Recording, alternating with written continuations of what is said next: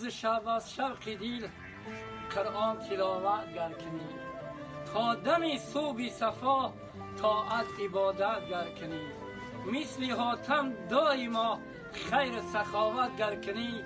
کعبه حق را هزاران بار زیارت گر کنی، تا پدر راضی نباشد طاعتت مقبول نیست، طاعتت بیکار است اصلا نمییابی ثمر، 100,000 نیکی سازی فعلی بد دارد اثر،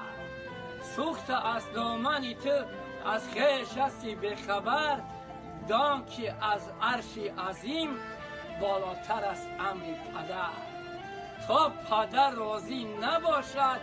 طاعتت مقبول نیست، مشربا عزم سفر داری نکو کردار باش، ناله از خوف قیامت ساز باش هوشیار باش،